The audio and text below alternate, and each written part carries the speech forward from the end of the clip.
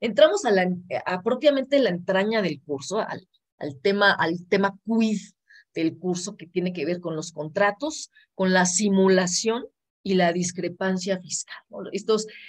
Estos conceptos pesadilla que nos han quitado el sueño durante los últimos años en materia fiscal y que, pues, es importante tenerlos en el radar para poder combatirlos, ¿no? Y también se trata de echar por tierra, pues, una serie de paradigmas que vamos comprando en el camino, que nos, que se va escuchando en Radio Pasillo, pues bueno, que vienen, ya saben, de la cosecha de la experiencia de uno y que en teléfono descompuesto se va transformando para generar un sinfín de creencias. Y pues mi recomendación, sobre todo en el ámbito fiscal, es eso. No podemos partir de creencias. Siempre tenemos que preguntarnos dónde dice, quién lo dice, cuál es el fundamento legal, porque si lo dijo Broso en su programa, y lo estoy repitiendo, pues voy a tener problemas, ¿no? Si lo dijo el financiero, o sea, puede decirlo cualquiera, pero ustedes, fíjense cómo ven en los medios de comunicación, y con algo muy simple. El SAT otorgó prórroga para la presentación de la declaración anual. Perdón, en vez del 31, lo movió al 3. Perdón, eso no es una prórroga, y no la dio el SAT. El Código Fiscal señala que cuando el último día de la presentación sea viernes, se trasladará al día hábil siguiente. Entonces, el SAT no me dio ninguna prórroga. Entonces, ven por qué no se puede confiar en los medios de comunicación. Tenemos que ir al origen formal, al origen real. Oye, pero es que esto viene de un boletín de Basham, viene de un boletín de Deloitte. Sí, y será su interpretación, y son muy buenos y muy famosos, pero de eso a que sea la fuente real, pues no es. Entonces dice Sandra, pues estamos de acuerdo, ¿verdad? Exactamente, estamos de acuerdo. Entonces la autoridad pues nos vende un sinfín de aparentes regalos que no son, ¿no? Y se adorna, además, encima de todo se adorna. Pero bueno, entonces, en la simulación también hay un sinfín de paradigmas. La simulación no es una novedad. La simulación y la sanción de la simulación existe desde que existe Código Civil, ¿no? Y está también en Código de Comercio. Y ustedes saben que el Código de Comercio, pues si no mal recuerdo, es el de Porfirio Díaz. Es el de Porfirio Díaz, creo que sí. Entonces, obviamente ya reformado, obviamente con un sinfín de parches, pero pues ¿desde cuándo venimos arrastrando ese Código de Comercio? Pues fíjese que nos dice el artículo 77. Las convenciones ilícitas no producen obligación ni acción, aunque recaigan sobre operaciones de comercio. O sea, si hay un pacto sobre algo ilícito, no juega, punto. No puede surtir efectos. Y la ley de sociedades mercantiles nos dice, las sociedades que tengan un objeto ilícito o ejecuten habitualmente actos ilícitos van a ser nulas y se procederá de inmediato a su liquidación. Fíjese desde cuándo hay sanciones a personas morales, ¿eh? Cuando se dedican a algo ilícito, se sanciona a la persona moral. Esto tampoco es nuevo. A petición que en todo el tiempo podrá hacerse por cualquier persona, incluso el Ministerio Público, sin perjuicio de la responsabilidad penal, ¿no? Que sabemos que ahora también tiene sus consecuencias penales en el ámbito de los delitos fiscales. Entonces, fíjense que esto tiene mucho tiempo establecido en las leyes. Entonces, sociedades que se dediquen a algo ilícito, pues las vamos a sancionar con la liquidación, ¿no? Y ahora pues ya se ha sumado extinción de dominio, se ha sumado prisión preventiva, se ha sumado lavado de dinero y un sinfín de cosas que están en torno a, pues que es importante tener en cuenta. Y si nos vamos a la materia civil, hay un capítulo, justamente un capítulo dedicado a la simulación de los actos jurídicos. Entonces, nos dice cuándo hay simulación absoluta, cuándo hay simulación relativa y los efectos. Cuando hay simulación, no se producen efectos jurídicos. Una vez que descubrimos el acto real que se pretendió celebrar y que oculta la simulación, pues ese acto va a ser nulo, si es que no hay ley que así lo declare. Y fíjense qué interesante, dice, porque una de las grandes preguntas es, está muy bien, ya decretaste la inexistencia de las operaciones, bravo, autoridad, ya, no tengo más que decir. Pero si le vamos o si vamos a dejar sin efectos a los comprobantes fiscales digitales, pues entonces devuélveme el IVA, ¿no? Porque si vamos a ser estrictos, me devuelves el IVA, porque el IVA sí lo pagamos. Pero fíjense aquí, ¿qué dice el 2183? ¿Quién puede pedir la nulidad de los actos simulados? Pues los terceros perjudicados. Con la simulación, en este caso, ¿quién sería el tercero perjudicado? Pues el SAT. Y aquí está, o en perjuicio de la hacienda pública. Y entonces, ok, ahí está el tercero que puede pedir la simulación. ¿Y realmente cómo lo está pidiendo? A través de 69B, a través de 69B bis y a través también de 5A y esquemas reportables, que se refiere propiamente a razón de negocios, pero que al final lo que nos está diciendo también es que hay simulación en temas de razón de negocios. Entonces, con relación a la devolución del IVA, oye, una vez que ya anulamos el acto, porque es un acto simulado, pues voy a devolver la cosa o derecho, que les decía, devuélveme el IVA SAT. Pero si la cosa o derecho ha pasado a un tercero de buena fe, no habrá lugar a la restitución y pues obviamente, aunque no queramos reconocer ese tercero, pues es el SAT. Entonces el SAT nos va a devolver nada. También subsistirán los gravámenes, aquí se reitera, impuestos a favor del tercero de buena fe. Entonces no va a devolver un centavo de IVA, obviamente.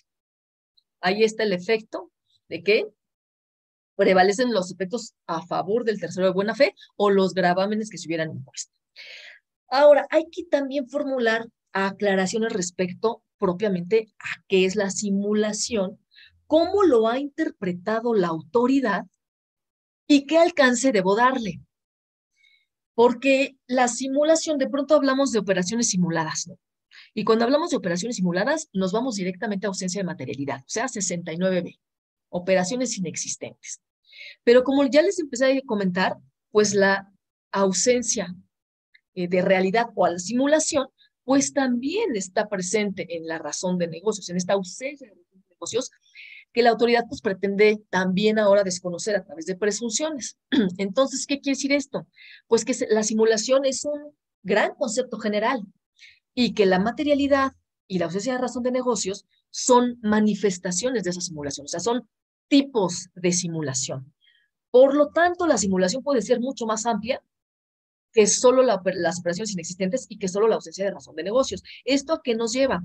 A que la autoridad puede desconocer cualquier tipo de simulación cuando realice un procedimiento de fiscalización, aunque no incurra o aun cuando no se trate de operaciones inexistentes o de razón de negocios, que era lo que decíamos.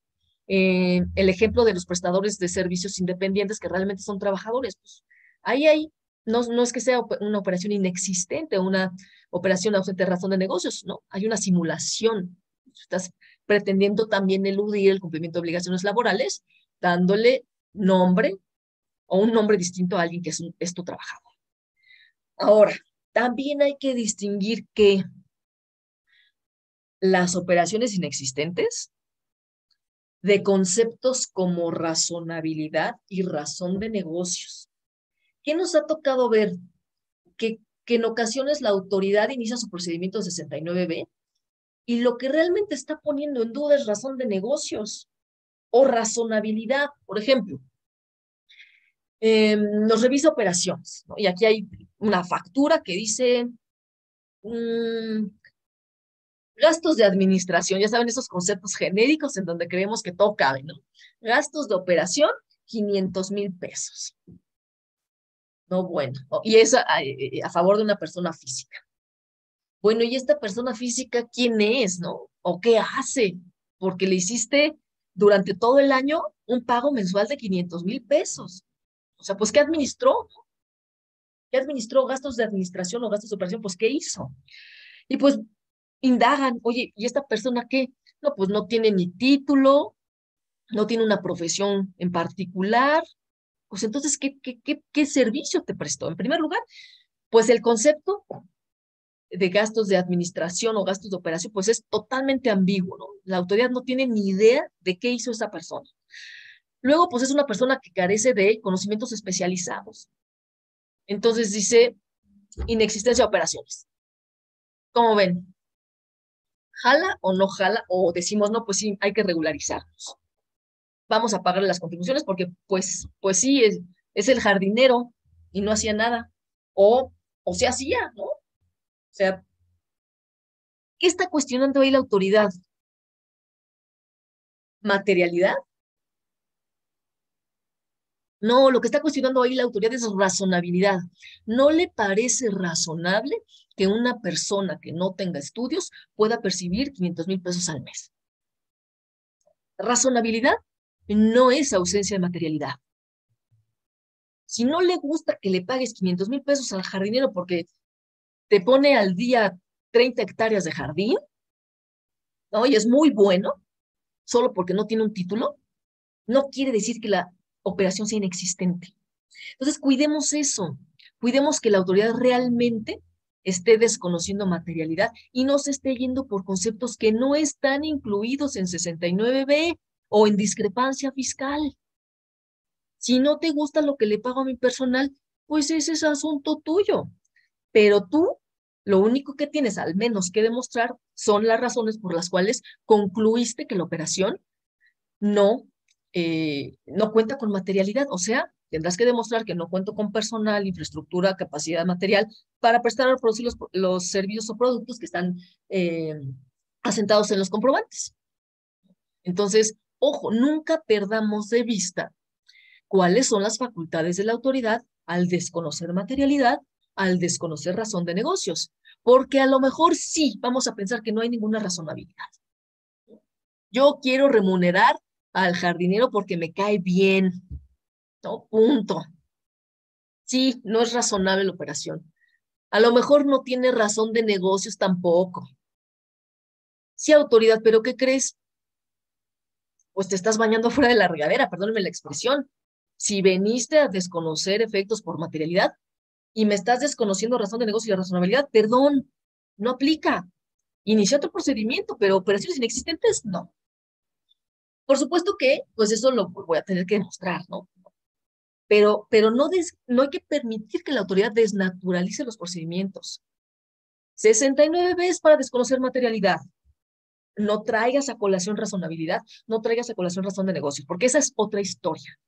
Entonces, pongámonos muy listos porque no perdiendo de vista esto, podemos generar la anulación de una resolución de presunción, ¿no? Y ustedes podrán constatarlo, sabemos que hubo un sinfín de EFOS, ¿no? Que son numerosísimas, pero también hubo un sinfín de contribuyentes que se defendieron y que obtuvieron una resolución favorable que anuló el oficio de presunción y que salieron de esa lista negra.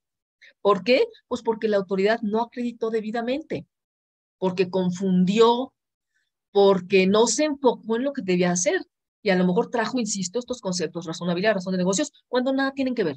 Entonces, no lo pierdan de vista.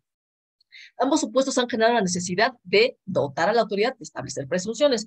Oye, la autoridad empezó a detectar la operación carrusel, la venta de facturas, esquemas agresivos, y entonces se tuvo que facilitar la vida en perjuicio del contribuyente, por supuesto. Y por eso es que se tradujo esto en una serie de reformas que facilitan el camino a la autoridad y nos complican el camino a los contribuyentes, con temas y con facultades que tiene a favor la autoridad que nos trasladan la carga de la prueba. Estábamos acostumbrados a que era la autoridad la obligada a acreditar el supuesto y ahora soy yo el obligado a demostrar que no me ubico en el supuesto. Entonces nos complica mucho la autoridad y que además, como señalamos, ante la ausencia de un estándar probatorio, es decir, de una definición legal que nos diga habrá materialidad cuando se cumplan A, B y C, pues estamos en un limbo jurídico y a capricho de la autoridad.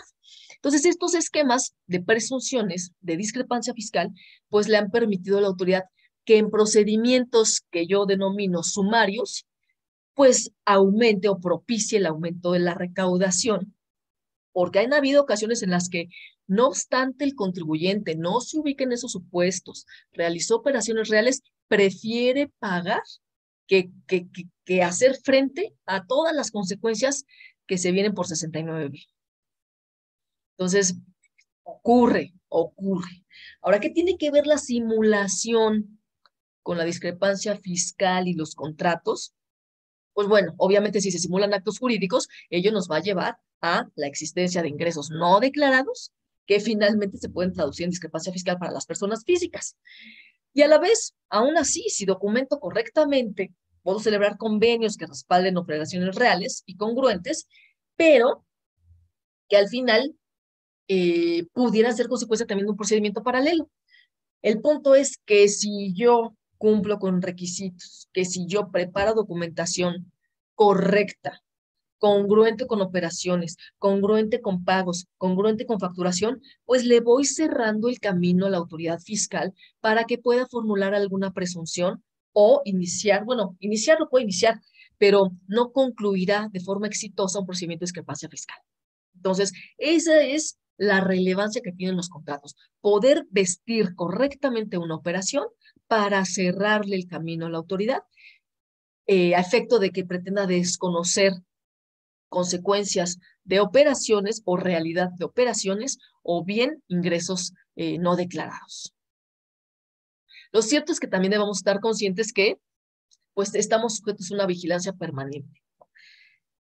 Una vigilancia permanente que a veces no proviene directamente de la autoridad fiscal, ¿no? Están los bancos, están casas de cambio, agencias automotrices, todas las operaciones ante notario, ustedes saben que son materia de fiscalización, en los juicios mercantiles, o sea, mucho cuidado. ¿Por qué nos están pidiendo los juzgados mercantiles señalar RFC de las partes? Pues porque ahí, ¿qué reclamo en un juicio mercantil? Pagos, ingresos, por lo tanto, que son materia de interés de la autoridad fiscal. ¿Qué pasa en los registros civiles? ¿Qué registro en los registros civiles? Pues el nacimiento de las personas, estado civil, pero ¿qué también? Muerte. ¿Qué pasa con registros civiles? Pues que también dan información al SAT sobre personas fallecidas. Porque acuérdense que en materia fiscal, muerto el perro, no se acaba la rabia, ¿eh? En materia fiscal subsisten las obligaciones fiscales y si el contribuyente fallecido tenía deudas, la autoridad válidamente puede acudir a los juicios sucesorios para que le sean cubiertas las contribuciones omitidas. Y solo por señalar un ejemplo. Inmobiliarias. Las inmobiliarias, por supuesto, tienen obligación de informar, tienen limitadas las cantidades que pueden percibir en efectivo, y eso a qué nos lleva, pues no solo al conocimiento de la celebración de operaciones en materia de inmuebles, sino que a su vez esos inmuebles queden debidamente registrados, se paguen las contribuciones locales y que el SAT, por supuesto, también tenga conocimiento de los bienes y del patrimonio del contribuyente y, por supuesto, también cuestionar de dónde sacó los billetes para poder celebrar una operación. Eso es importantísimo, porque tiene que ver ¿con qué? Con origen de los ingresos. Por supuesto, esto nos lleva, a su vez, a tener que tocar el tema de lavado de dinero, ¿no? Porque las operaciones que estamos señalando como ejemplos de estos supuestos, pues están relacionadas ¿con qué? Con actividades vulnerables. Actividades vulnerables que, oye, Tania, pero es que las actividades vulnerables no son delito. No, pues por supuesto que me queda claro que no son un delito, ni son actividades prohibidas. Son actividades de monitoreo, actividades a través de las cuales terceros proveen información a la autoridad fiscal y que la autoridad fiscal, pues puede determinar y puede, pues, cruzar información para poder concluir si esos ingresos son declarados o no. ¿Qué pasa con cosas de todos los días? Oye, pues te cayó una lanita en efectivo. Como buen contador, como buen abogado, no vas a depositar esa lana en efectivo en tu cuenta. Te la vas a gastar y dices, yo merezco un gusto, ¿no? Merezco algo bonito. Y pues a lo mejor te vas a una joyería a comprarte un reloj. Y lo vas a pagar en efectivo. Entonces, imagínate, ya te identificaron, ya tienen tu información y le van a informar al SAT también. Y el SAT va a decir, oye, pues es que esta persona pues declaró 10 y se fue a comprar un reloj de 30, ¿no? Y ahí empiezan los problemas. O sea, estamos siendo monitoreados de manera permanente, no solo a través del CFDI, sino a través de todas nuestras operaciones en el día a día como particulares. Oye, si me compro un coche, pues ustedes saben que hay un tope de efectivo con el que me van a aceptar, ¿no? El notario también da aviso o si tuviste una sociedad y no te diste de alta, pues te va a acusar. Oye, ya pasó un mes y no me acreditó que ya estuviera inscrito en el RFC. Entonces, monitoreados de forma permanente y de estos monitoreos surgen temas de discrepancia fiscal, ingresos no declarados, ¿no? Omisiones y por lo tanto, pues posibilidad de créditos fiscales. Entonces, ¿cómo surgió esto de la discrepancia fiscal? Tiene un origen interesante, fíjese, y tiene además ya muchos años, en donde en su nacimiento la discrepancia se señalaba expresamente que no serían constitutivas de delito. Fíjense cómo la autoridad ha venido arreciando las consecuencias en el ámbito fiscal. Siempre hubo esta división muy clara en el sentido de, oye, no agravemos la situación del contribuyente. O sea, va a haber irregularidades, pueden incurrir irregularidades, sí, pero no las vamos a calificar como delito, ¿no? Normalmente los delitos fiscales, en la forma en la que fueron concebidos originalmente, implicaban la existencia de un dolo. O sea, para que alguien fuera delincuente fiscal, tenía que estar acreditado su intención de defraudar al fisco federal. Y ahora ustedes saben que hasta un error de cálculo me puede llevar a la comisión de un delito. Entonces, fíjense cómo era el origen, cómo se concebían las relaciones fiscales con los contribuyentes antes, ¿no? Después, en el 83, pues se exentó, o más bien se derogó el que no constituyera delito. Eso me recuerda también esquemas reportables. ¿Se acuerdan que en su origen, por ahí de 2020, se señalaba que no iban a ser constitutivas de delito y que justamente un año después dijeron, bueno, siempre sí, ¿no? O sea, siempre va a ser independientemente de los delitos que se lleguen a configurar. Ya en el 92, o sea, 12 años después del nacimiento de la figura de discrepancia fiscal, pues dice la ley que se va a considerar como equiparable a la defraudación fiscal, y es cuando surge ya propiamente el delito. Entonces, discrepancia fiscal es un procedimiento administrativo, sí, pero además, una vez acreditado, va a constituir delito. Entonces, fíjense cómo estamos en manos de la autoridad. Me puedo regularizar, ¿no? Y eso es lo que le interesa a la autoridad fiscal, pero puede y queda en sus manos presentar eventualmente una querella. Entonces, se considera equiparable a la defraudación fiscal para quienes percibieran dividendos, honorarios o cualquier ingreso por la prestación de servicio personal independiente o actividad empresarial y que obviamente pues no lo declararon. Y así siguieron diversas reformas y en 2006 se abrió la posibilidad de que fueran sujetos de discrepancia fiscal las personas no inscritas. Y aquí seguimos rompiendo paradigmas. Oye, es que si no estás inscrito, eres invisible para la autoridad fiscal. Híjole, pues hace mucho de eso. Ya no, fíjense, en 2006 dijeron, no importa que estés no inscrito. Oye, pero la gran pregunta era, ¿y cómo vas a ver de mi existencia en la autoridad fiscal si ni siquiera estoy inscrito? Pues ya vimos también que lo facilitó la ley antilavado con el establecimiento de las actividades vulnerables, ¿no? Pero al final siempre han existido las instituciones financieras, a través de las cuales, pues, como sea, por más invisible que seas, difícilmente no tendrás una cuenta bancaria. Por lo tanto, y la conclusión aquí importantísima es que todas las personas físicas que tienen una actividad económica pudieran ser sujetos de discrepancia fiscal, estén o no estén inscritas ante el Registro Federal de Contribuyentes. Inclusive ustedes pueden ver que los bancos te asignan un RFC aunque no estés inscrito.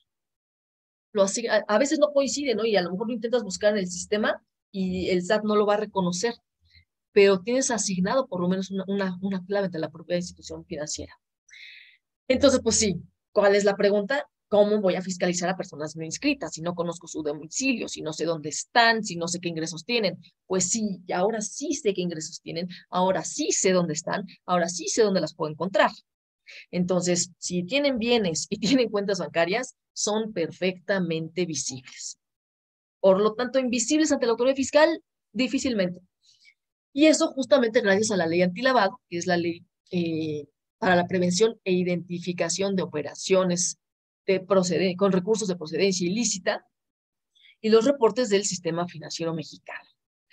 Oye, pero pues, ¿cuál va a ser el domicilio fiscal? O sea, que tengan manifestado en el sistema financiero, grosso modo. O bien, conforme vamos a 10 de código, y ahí nos van a señalar cuál es el domicilio fiscal. Y entonces, para estas personas no inscritas, el domicilio fiscal pues será su casa habitación. ¿Qué pasa con estas personas no inscritas, ¿no? Y en ocasiones a veces queremos pues ampliar o alargar lo más posible el plazo de invisibilidad ante la autoridad fiscal. Y la verdad es que yo no lo censuro. Hay situaciones en donde, de verdad, si un contribuyente se diera de alta con su primera actividad económica, pues a lo mejor quebraría en los 2 primeros meses, ¿no? Porque no pueden prescindir de un contador porque necesitan cumplir con un sinfín de obligaciones y que además son difíciles, que hay que acudir al SAT, que hay que generar firma electrónica, que hay que llevar documentación, que el contribuyente dice, mejor me quedo en la informalidad, o sea, de verdad. Pero pues eso tiene consecuencias. Y de entrada, de lo más importante, pues es la ampliación del plazo de caducidad. Si para un contribuyente normal que esté debidamente inscrito, la autoridad tiene 5 años para poderle determinar los créditos fiscales a través de algún procedimiento, pues para un contribuyente no inscrito ese plazo es de 10. En cuanto a discrepancia fiscal, pues el monto de la discrepancia será por el total de los ingresos detectados, o sea, no te van a considerar tus gastos. Entonces, todo lo que caiga en tu cuenta bancaria, pues va a ser materia de discrepancia. Obviamente, como ya señalamos, va a ser materia de delito y calificativo de delito en defraudación fiscal el no estar inscrito. Y en la comisión de infracciones se considera una agravante. Y por supuesto, la consecuencia directa es que te van a inscribir en el Registro Federal de Contribuyentes, te vas a convertir en un contribuyente cautivo sujeto a todas las obligaciones. Entonces, ¿qué nos dice el artículo 91 de la Ley de Impuesto sobre la Renta? Pues nos da el fundamento legal para la discrepancia fiscal. Y nos dice, las personas físicas podrán ser objeto del procedimiento de discrepancia cuando, ojo, se compruebe. Aquí sí tiene que comprobar la autoridad, ¿eh? Mucho, esto es muy importante. Cuando se compruebe que el monto de las erogaciones en un año calendario es superior a los ingresos declarados por ese contribuyente. Por eso dicen por ahí que si declaras como pobre, no puedes vivir como rico porque la autoridad lo va a notar. Como dicen, el amor y el dinero son cosas que no se pueden ocultar. Entonces, si tienes dinero, lo vas a ostentar, lo vas a evidenciar. Raras son las personas que no ostentan que tienen dinero, ¿no? Entonces, la autoridad lo va a saber con tus erogaciones. Entonces, si ganas 10 y gastaste 20, pues no sale la ecuación, ¿no? Es algo como muy lógico y muy simple. Si gastaste 10, perdón, si declaraste 10 y gastaste 20, algo no está bien. Es obvio que algo no le estás ocultando a la autoridad, que algo no le declaraste.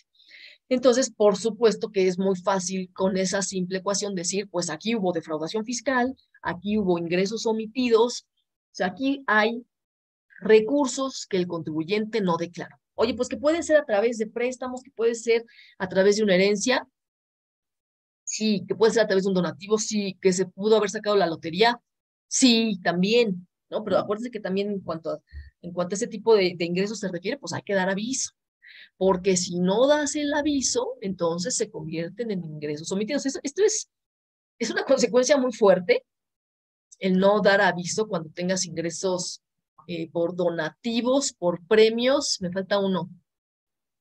Ingresos donativos, sí, ingresos por donativos, premio, me falta uno, pero que superen 300,000 pesos, tienes que dar aviso. No declararlos como ingresos acumulables, no, únicamente dar aviso. Y ya se señaló, si no das aviso, por lo tanto, a contrario de eso que se entienden que no están exentos. Digo, en cuanto a premios se refiere, pues te hacen una retención, pero únicamente esa retención. Entonces es importante también tenerlos presentes porque hay un sinfín de contribuyentes que teniendo ingresos de esa naturaleza pues no los informan y la consecuencia pues tendría que ser en algún momento dado pues que tengan que declararlos y que tengan que pagar el impuesto relativo. Entonces, ¿qué son erogaciones? Gastos, adquisiciones, depósitos en inversiones, tarjetas de crédito o cuentas bancarias. Eso de tarjetas de crédito, pues obviamente, y esa es la razón de la lotería fiscal, ¿no? El promover el uso de medios electrónicos con la finalidad de que, de evidenciar o detectar discrepancia fiscal, ¿no? Yo puedo saturar mi tarjeta de crédito, ¿no? Uso mi tarjeta de crédito y declaro 10, me gasto 30 en mi tarjeta de crédito, liquido 30 y perdón, ya actualicé discrepancia fiscal. ¿Qué pasa si declaro 10, me gasto 20, pero no liquido el total de la tarjeta de crédito? Liquido 5. ¿Habrá discrepancia fiscal? Estoy realizando erogaciones superiores a los ingresos declarados. Nos dice Gustavo que no, porque aún debo. Exactamente. El tema del uso de las tarjetas de crédito, pues tiene que ver con lo que realmente pagaste. Yo la puedo saturar como buen mexicano, ¿no? Ya saben que la naturaleza mexicana es, yo me divierto hoy y pago mañana, ¿no? Entonces, en ese sentido, sí, lo que dice Gustavo es muy cierto. Yo puedo saturar mi tarjeta, pero hasta que no la liquide, no se puede considerar propiamente como una erogación. Entonces, no debemos dejar de todas formas de cuidar nuestras finanzas y pues no es recomendable saturar la tarjeta de crédito. Pero lo que excluye la ley de discrepancia fiscal son los depósitos en las cuentas de cónyuges. Fíjense, aquí dice cónyuges, ¿no? Vuelvo a traer a colación el tema de las de concubinos o concubinas, ascendientes o descendientes en línea recta, gastos cubiertos como contraprestación por bienes, servicios o arrendamiento, ni traspasos entre cuentas del contribuyente. Pues sería absurdo que la autoridad pretendiera que si me cambio de bolsillo el dinero, pues fuera un ingreso, ¿no? Nos dicen, entonces no es discrepancia de depósitos de familiares, solo en línea recta. Sí, justamente lo que hablábamos Gustavo, de relativo a los préstamos o los donativos. Oye, pues no se considera como erogación si yo le paso a mi cónyuge una transferencia, si le paso a mis papás, a mis hijos, transferencias. O sea, ahí no hay discrepancia fiscal. Obviamente, pues a lo mejor mi cónyuge gasta 20 y declara 0, porque pues a lo mejor es ama de casa o amo de casa, que también se da. Entonces, en esos casos, pues si tiene ingreso 0, va a gastar los 20 que tú le diste y no se considera como discrepancia fiscal. Sujetos de discrepancia fiscal, pues ya vimos, todas las personas físicas son sujetos de discrepancia fiscal. ¿Cuáles? Las que perciban cualquier tipo de ingreso. O sea, lo que decíamos, quienes tengan alguna actividad económica. Oye, a lo mejor mi cónyuge me dio una transferencia de 200,000 pesos y yo la voy a poner a trabajar en una cuenta de inversión. Pues ya vimos que probablemente o no probablemente que esos ingresos no van a ser sujetos de discrepancia fiscal.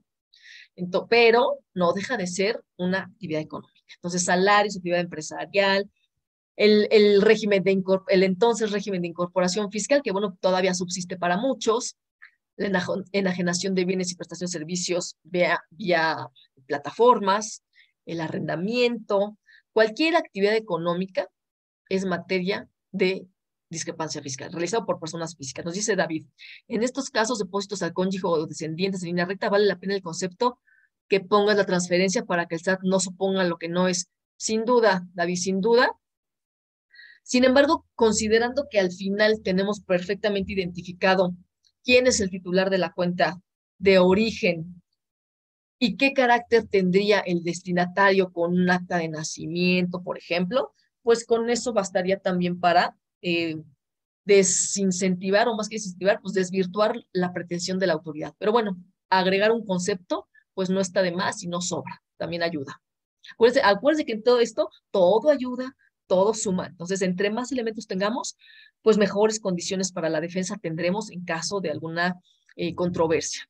Mira, aquí están los premios, donativos y préstamos. Eran los tres elementos materia de aviso, de aviso. No hay aviso, te lo van a considerar como ingresos acumulados. Ahora, ¿cómo es el procedimiento de discrepancia fiscal? Bueno, pues tenemos el monto de las erogaciones. Oye, pero ¿cómo va a saber la autoridad de las erogaciones? Pues ya saben, ¿no? Medios electrónicos, Sistema Financiero Mexicano, actividades vulnerables, notarios o fedatarios, registro civil, etcétera. La información por la que se conocieron, o sea, ahí la autoridad sí tiene que fundar y motivar cómo es que la conoció. Acuérdense de este artículo 63 de código, ¿eh? Véanlo con lupa, ténganlo presente, porque hemos querido controvertir que la autoridad no tiene derecho a acceder a información que no conste en sus archivos, y no es cierto. No es cierto, el artículo 63 le da a la autoridad una carta abierta completamente para que funde sus resoluciones en información que obtenga de cualquier autoridad. Y esa también es la finalidad del buzón tributario, ¿eh? Cuando hablamos de lo de la fecha cierta que podíamos utilizar el buzón tributario para subsanar y cubrir ese requisito, la verdad es que únicamente les puse lo relativo al uso del buzón tributario entre particulares, pero el buzón tributario ya se está abriendo a todas las autoridades federales, locales y municipales. Entonces, ¿esto qué nos dice? Que estamos caminando hacia un gobierno federal en donde todas las autoridades van a ser o van a poder conocer todas las actividades, actos o trámites llevados a cabo por un contribuyente ante cualquier entidad. Y eso va a ser también útil para la autoridad fiscal a efecto de encontrar ingresos no declarados. ¿Cuántas contribuciones quizá locales no pagamos en efectivo? Contribuciones locales, derechos, así bajita la mano de 2,000 pesos, 500 pesos, la luz, el agua, todo en efectivo, ¿no? Y la autoridad me va a decir, ¿y de dónde salió para pagar todo esto? O sea, ahorita seamos felices, porque después vamos a decir qué felices éramos cuando éramos infelices. Entonces, lo mismo con la declaración anual, así que hablando justamente de la declaración anual, pues ya ahora cómo padecemos con las declaraciones prellenadas, ¿no? O sea, y ahora, y rebátele, porque si no aceptas el monto que tiene la autoridad prellenado, pues ya no avanzas. Entonces, pues este principio de autodeterminación de las contribuciones, pues se está desapareciendo y está destinado a desaparecer. Así es que disfrutémoslo mientras aún lo tengamos. Entonces yo tengo 20 días para desvirtuar, cierro el paréntesis, obvio, 20 días para desvirtuar o comprobar el origen y la fuente de los recursos, comprobar que los ingresos no son grabados, aportar la documentación probatoria con siempre la posibilidad de que la autoridad requiera mayor información, porque acuérdense que cuando yo le acredito 3, la autoridad me va a pedir otros 3 y si es cuento de nunca acabar. Ahora, el tema del origen de los ingresos, esto es muy interesante porque nos lleva al tema del lavado de dinero, ¿no? Cuando no compruebo el origen de la discrepancia, ¿y esto qué significa? Oye, sí, de aquí vienen los ingresos y son ingresos exentos, ¿no? No están grabados. Ah, está muy bien. Pero ¿qué pasa cuando vienen de ingresos que debieron declararse y que no declaraste? Entonces, esto quiere decir que no comprobaste el legal origen de los recursos. Y esto nos pone en una incertidumbre jurídica que me lleva a concluir y darles a ustedes esta máxima.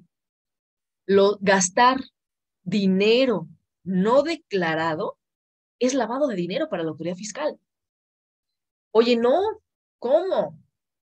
Pues vienen de los servicios que yo presto. Sí, y me lo pagaron en efectivo. Sí, ¿y por qué no los declaraste? O si no los declaraste como ingresos por la prestación de un servicio personal independiente, perdón, ya no tienes cómo acreditar el legal origen. Y para la autoridad ese origen se vuelve ilícito. Y entonces me ubico en ley Piorpi, o sea, en ley antilavado. Entonces, por eso me parece particularmente delicado el tema de discrepancia fiscal, porque ya no tengo cómo, porque una vez descubierto, no tengo cómo acreditar el legal origen. Oye, pues que sí me puedo corregir, por supuesto, y es lo que la autoridad pretendería y esperaría antes de llegar a temas de delitos, y con eso quedaría salvado, pero en sentido teórico y estricto, para la autoridad, gastar dinero no declarado es lavado de dinero. Entonces, cuidado. Pues acreditada la discrepancia, ¿qué pasa? Oye, gastaste más de lo que ganaste. Conclusión, hay ingresos acumulables que no declaraste, me debes dinero.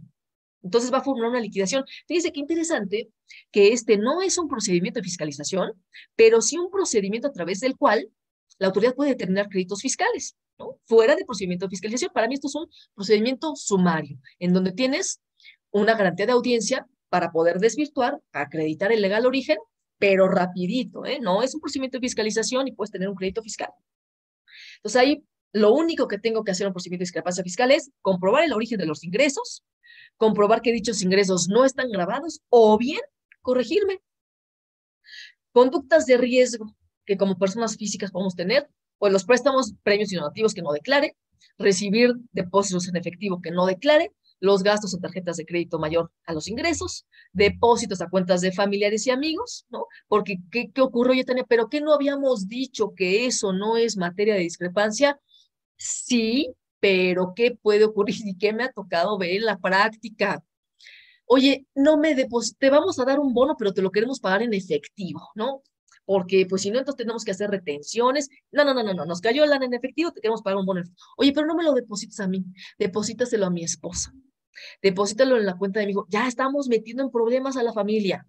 Entonces, aguas, aguas. A ver, nos dice por aquí, David, aquí en la empresa tiene la mala costumbre. Tu empresa tiene muy malas costumbres, David, hay que hacer algo.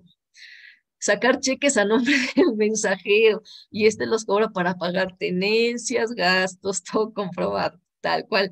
He hecho la recomendación que no lo sigan haciendo de esa manera porque quien puede tener ese problema, pues es el mensajero. Yo les decía que se pudiera manejar un contrato de mandato, sí, porque, o de comisión, ¿no? De comisión pudiera ser también, pues para, aunque bueno, también tiene sus riesgos ahí laborales que habría que cuidar, y sí, pudiera ser, porque al final, pues esos son ingresos del mensajero, ¿no? Al final. Y además, cuando, cuando facturen las tenencias, van a aparecer, pues, pago en efectivo. ¿Quién las pagó? Nadie sabe quién las pagó porque se pagaron en efectivo y a lo mejor ya no podrían ser deducibles. Bueno, se puede venir una bola de nieve. Son conductas del día a día, conductas de riesgo, totalmente de acuerdo, David. Pues sí, no es lo más recomendable, pero pues sí podrían eventualmente con una comisión o es que el poder, pues sí, habrá que ver un poder específico, detállenlo bien y hablen con el notario para que se los detalle bien, porque esas finalmente son actividades por cuenta y a nombre, pues, de un tercero, que sería la empresa. Entonces nada más habría que, pues, documentarlo y no le vería tema. ¿Qué otras conductas generan eh, posibles discrepancias fiscales? ¿No? Cuando se omita presentar la declaración anual, cuando se esté obligado a ello, sabemos que la puede presentar un tercero en caso de salarios, pero aún en este caso, o sea, el hecho, a veces los que están por salarios dicen, ya, yo no tengo tema, mi patrón es el que realiza todo el trabajo, a mí no me molesta. Pero eso no te exenta de incurrir en discrepancia fiscal. ¿No?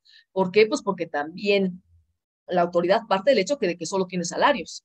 Entonces, si se te ocurre el fin de semana abrir la puerta de tu casa y hacer quesadillas, y luego esa lana la metes a tu cuenta, pues ya tenemos problemas, ¿no? Ahora, si existe obligación y no se cumple, la autoridad considera ingresos declarados cero. Entonces, fíjense, y por tanto el total de las erogaciones que se realicen serán materia de contribuciones. Entonces, hay obligación, como en el ejemplo que les señalo, oye, pues a lo mejor no tienes ninguna actividad aparentemente o una actividad por la cual estés declarando. Por lo tanto, todo lo que salga de las quesadillas es materia de contribución y discrepancia fiscal.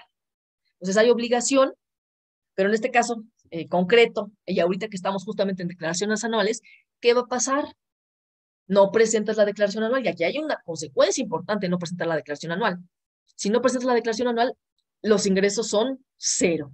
Por lo tanto, pues todas las erogaciones que hayas realizado a lo largo del ejercicio son discrepancia fiscal o materia de discrepancia fiscal. Ojo, el carácter gratuito de alguna operación no implica que esté exenta, ¿eh? Esto es importante que lo tengamos en cuenta. Nos dice Gustavo, me ha pasado que amigos me piden haga su declaración y solo con salarios tienen a cargo. Le avisan a su patrón y les inventa y les pone saldo a compensar. Les digo que eso no los exonera.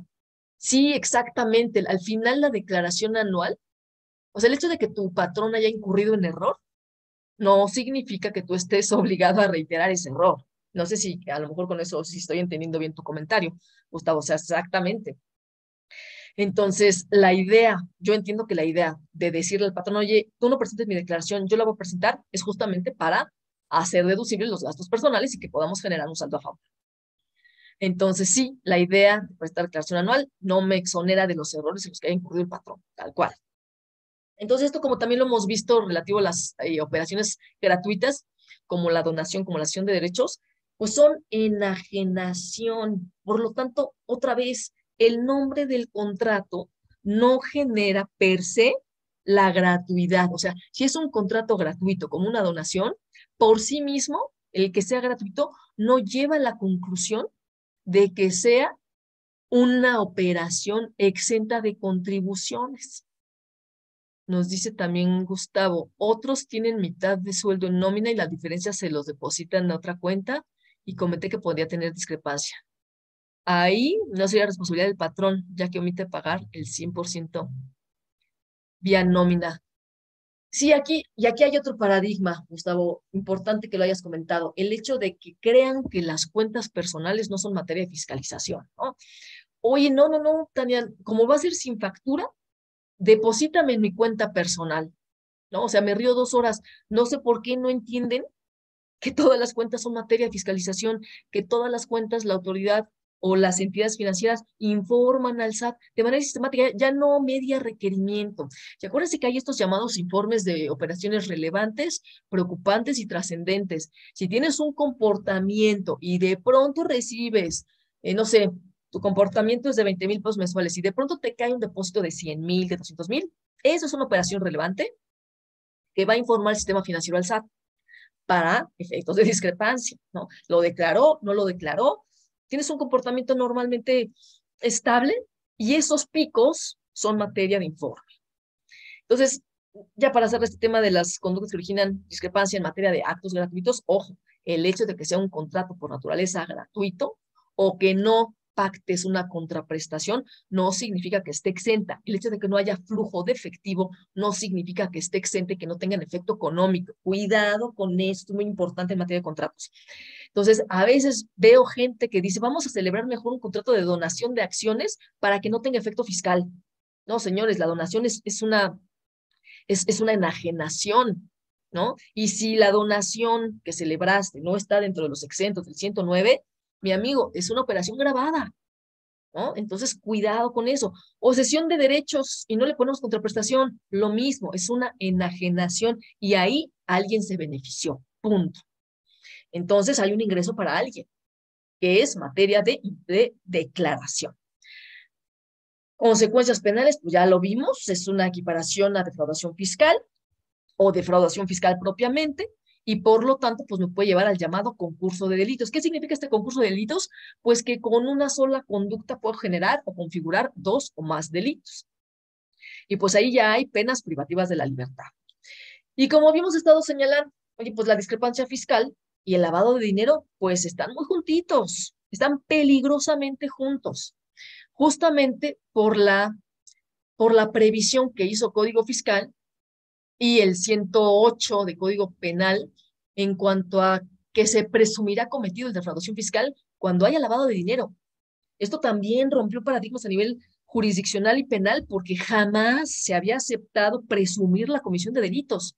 Y lavado de dinero y discrepancia fiscal, y en este caso defraudación fiscal, se presume cometido cuando se cometa también el de lavado de dinero. Mm, si lo razonamos, tiene, por supuesto, una razón de ser, ¿no? ¿En qué sentido? Y es justamente de donde viene la conclusión de que gastar dinero no declarado para la autoridad fiscal es lavado de dinero. Oye, si no lo declaras, o sea, si viene de operaciones con recursos de procedencia ilícita, obviamente no los declaraste.